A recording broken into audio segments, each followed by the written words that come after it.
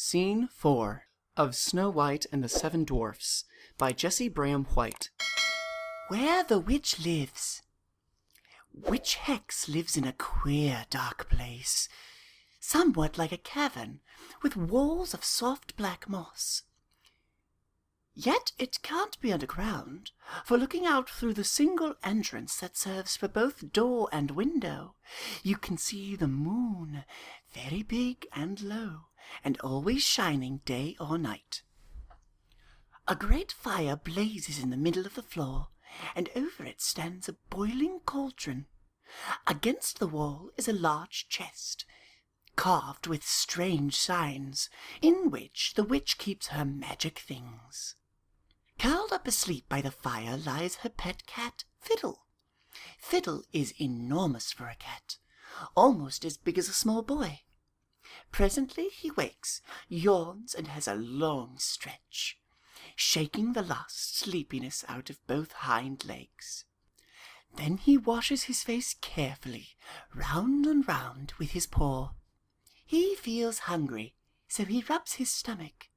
But as that doesn't do much good, he looks about for something to eat. A large tin with holes bored in the cover stands on the chest, and he remembers seeing his mistress sprinkle something from this over her food. So he lies down on his back luxuriously, and, licking his chops, takes the tin in both hind paws and shakes it vigorously over his open mouth. But suddenly, with an enormous yowl, he leaps into the air, coughing, blinking, sneezing, and mewing all at once. What he found was the witch's pepper pot. The pepper makes him feel extremely lively, and now he spies a loose end of yarn dangling from an old spinning wheel that stands in a dark corner. He bounds to it and pats the swinging end to and fro. But the wool catches on one of his sharp claws, and he cannot throw it off. He rolls on the ground to break it, but the yarn is strong and only binds him round and round. Now he is frightened and begins to run and whirl and spring into the air. But with every movement the thread, unwinding from the wheel, wraps him closer and closer. And the more he spins and turns and somersaults head over heels, the more tangled he gets, till at last he cannot move a paw or even swing his indignant tail, and lies on his back a helpless, mewing bundle. Fortunately, at this moment there's a shadow across the moon, and Witch Hex flies home, riding on her broomstick, a basket on her arm. The witch, alighting and setting her broomstick away. There! Glad to be home at last. Where is Queen Brangamar? I thought she'd be here before me with Snow White's heart. I had to go halfway to the moon for the other ingredients for that magic hair restorer, but I've got them all safe in my basket. Where is that lazybones cat of mine? Fiddle, fiddle, fiddle! The only answer is a faint mew from something like a huge ball of yarn in the corner. The witch examines it, and then breaks into a laugh. Well, Fiddle, whatever have you been up to now? Oh ho! Playing with my spinning wheel. Well, you are a snarl. Wait, I'll unwind you. She seizes one end of the yarn and winds it into a ball, but so quickly that poor Fiddle, at the other end, spins and whirls and revolves like a top as she unwinds him, and the witch laughs at his antics until the tears stream down her withered old cheeks. When he is free, Fiddle has to sit in a corner and hold his head in both paws for dizziness. But, picking up her basket, the witch says, Now come here and help me mix that magic hair restorer. We must do all the other ingredients together before Brangamar comes. The witch and Fiddle dance round and round the cauldron in a mystic circle.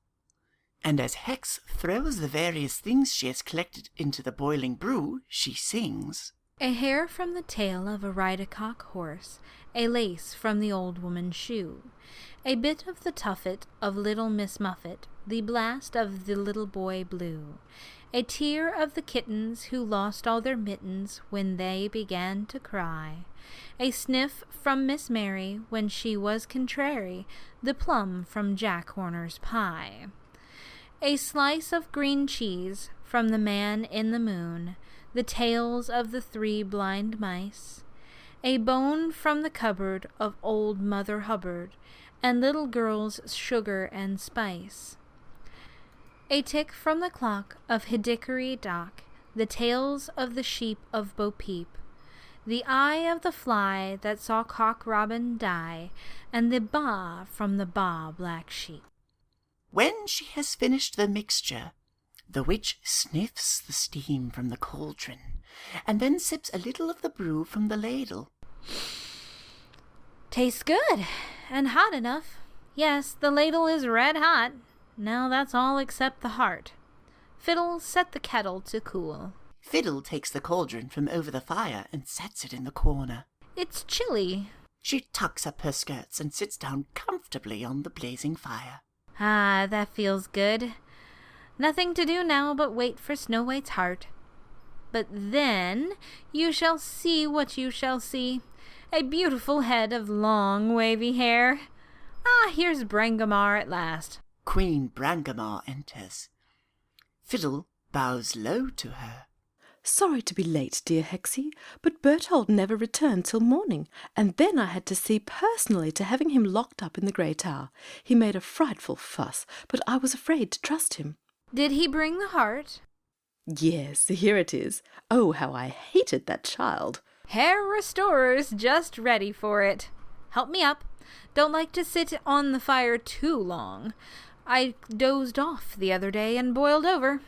Now the heart. She takes it and hobbles to the cauldron. Receipt says that when I add this, the brew will turn beautiful pink. Then I dip in my head and presto! Long, lovely hair. Now watch. She drops the heart into the cauldron, which steams vigorously, dancing with delight. See it steam. But it's turning green, not pink. So it is. Still, there can't be any mistake. I was most careful. Well, here goes for a handsome head of hair. You'll hardly know me when you see me again. She dips her head 3 times into the steaming cauldron, and then raises it proudly. How's that? Pretty fine, eh? Surely something has sprouted on the witch's bald pate. The queen looks carefully, and then bursts into a peal of laughter, and Fiddle, holding his sides, rolls on the ground in mirth. What are you laughing at? Feels very thick and curly. Stop that cackling. Oh, my dear Hex! You have a head full of pigtails. Pigtails? Nonsense. It's short and curly. Not pigtails, Hexie. Your head is covered with the little white, curly tails of pigs. She feels the growth carefully. By hopscotch! They are pig's tails. Stop laughing. If the joke's on anybody, it's on you. Instead of a human heart, your precious huntsman has brought back the heart of a pig, and Miss Snow White is alive this moment. Ha ha for you! What? Snow White alive? If these are pig's tails, that was a pig's heart. Ask your magic mirror if Snow White's not alive. Seizing the mirror which hangs from her girdle. Mirror, mirror, in my hand, who's the fairest in the land? You who hold me in your hand, you were fairest in the land. But today I answer true, Snow White is more fair than you. Snow White alive! She starts to dash the mirror to the ground. Seizing it, Be careful with that mirror, I tell you. Mirror, mirror, truly tell, where doth Princess Snow White dwell? Mid the ancient forest dells, with the 7 dwarfs she dwells. You see, your deceitful huntsman has let Snow White escape, and brought back a pig's heart to fool us with. Snow White has found the house of the 7 dwarfs, and there you are, my merry lady. The 7 dwarfs? Who are they? Rather nice little men. Sort of gnomes. Live all alone. Never saw them myself. Wrapping her cloak about her. Where do they live? Oh ho! Intend to deal with Snow White yourself this time, do you? Where do they live? The usual way is about 20 miles over the mountains, but there's a shortcut through my backyard. Less than a mile away. Give me a knife or a dagger, quickly. What? Walk into the dwarf's house, knife in hand, and crown on your head like that? I'd sooner dance into a hornet's nest. Really, Brangamar, if I were you, I'd swap brains with the grasshopper. But what shall I do? She's alive. She's more beautiful than I. My heart will burn itself out of my body like a live coal. Tell me some way. Dearie me, have I got to plan it all out for you again? You're a nuisance. How? How? There's only one safe way. Yes? First, I must transform you into a different-looking person altogether. And then? And then give you some means of disposing of Snow White that the dwarves can't trace back to you. Fiddle, fetch me the deadly poison things. Ah, poison. Yes, that's it. Fiddle fetches an odd-looking box full of strange articles from the magic chest. Examining them. Almost none left. A pair of poison slippers, no use. Poison pipe, no. Oh, here, the best thing in the box, the poisoned apple. Beautiful, isn't it? Only the red side is poisoned. The white side is perfectly good. If you want to tempt anybody, eat the white side yourself, but the least bite of the red side, and down they drop like a tombstone. But no, you're not clever enough to be trusted with that. Here we are. The poisoned comb. The very thing. Let me see it. She seizes the jeweled comb. Put that in Snow White's hair. Let it stay there while you count to 100. And that's all over with her. It doesn't work instantly like the apple, but it's much safer with a stupid person like you. How my fingers itch to set this in her black hair. Now, what disguise? Disguise? Oh, yes. Fiddle, bring me the transformation mixtures. Fiddle brings from the chest 3 odd-shaped bottles. One filled with green, one with purple, and one with orange liquid. Are these all? My entire stock of magic's running out. Lucky I'm going to retire from business next year. Attempting to seize a bottle. Let me see. Don't snatch. Wretched manners. I'll read the labels. 5 drops before breakfast. Well, I declare I've written out the doses most carefully, but totally forgotten what they change people into. But that's easily remedied. A drop of each in the cauldron, and you'll see for yourself. Now watch. She reads one. She pours a few drops from the green bottle into the cauldron. Instantly a cloud of steam rises, and in the steam, dimly at first, and then quite clearly, appears the figure of an old and wrinkled hag in threadbare garments. On one arm she carries a large basket filled with ribbons, laces, needles, thread, and such articles. I remember. The old peddler woman disguise. Just the thing. You could pretend to be selling Snow White the comb. But let's see what the others are anyhow. She pours some drops from the purple bottle into the cauldron. The image of the peddler woman vanishes. In its place appears the figure of a small naked baby. Oh, the baby! I used that once myself. Caught an awful cold, too. Useless for you. Now how about this orange mixture? She pours from the orange bottle. This time the image is that of a stout, jovial, red-faced man. He wears an apron and has a green patch over one eye. Balanced on his head he carries a tray full of various sorts of pies. That's the one-eyed pieman. Good, but not as good as the peddler woman for your purpose. What is a pieman? Man who sells pies, stupid. What did you suppose? But a pieman wouldn't be selling combs. Peddler woman it is. Green bottle.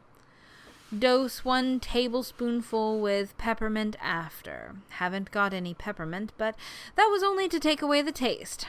She produces a spoon and uncorks the bottle. Is the taste very bad? Vile. Really one of the nastiest tastes I've ever made. Open your mouth. Is being transformed painful? No, but unpleasant. Feels as though you were being turned inside out like a glove. Open your mouth. I think on the whole I'll wait till tomorrow. You see, I have an important tea party at court this afternoon, and Oh ho, cowardly, cowardly custard.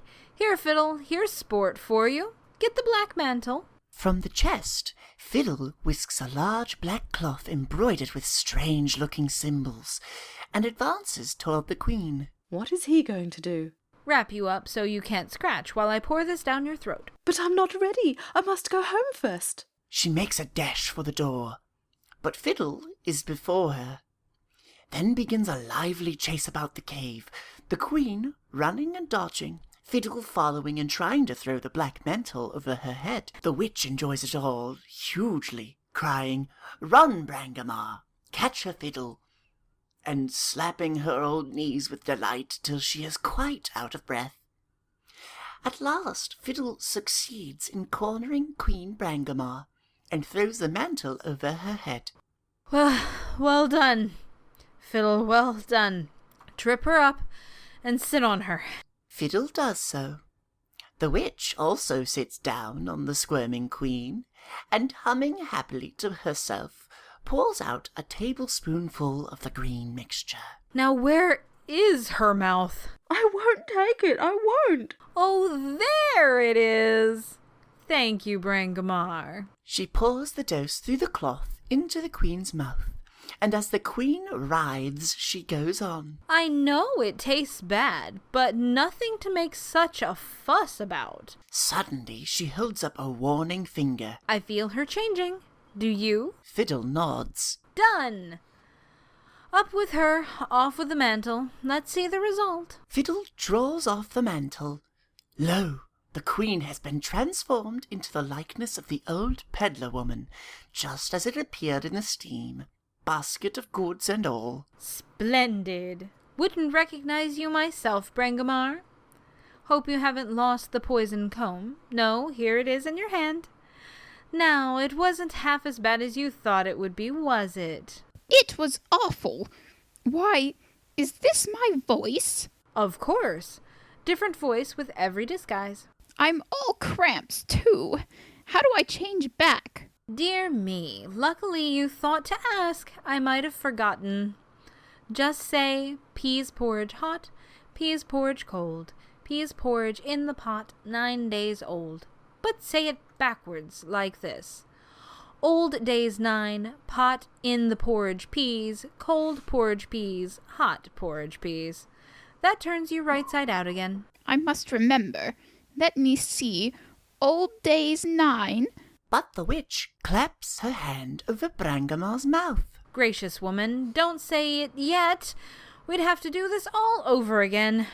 Really, you are the most senseless... Oh, be off with you. I've had quite enough of you for one day. Now for Snow White. Oh, Hex, once I set this in her hair and see her lying dead before my own eyes. Don't forget to count to 100. It will be the happiest moment of my life. Nasty disposition. Going to the door. You shan't escape me this time, my little beauty.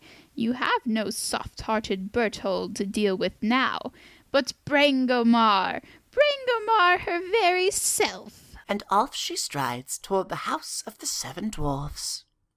Left alone with Fiddle, the witch goes to the blazing fire and again sits down upon it thoughtfully. Poor little Snow White. I'm afraid her goose is cooked this time. I'm really sorry for her. I don't bear her any ill will in spite of my pig's tails. Fiddle, bring my mirror. Fiddle brings the mirror, and Witch Hex studies her new appearance carefully. Oh, not so bad after all. They're quite becoming. Sure to keep their curl in the dampest weather, and certainly the very latest thing. The curtain falls. End of Scene 4.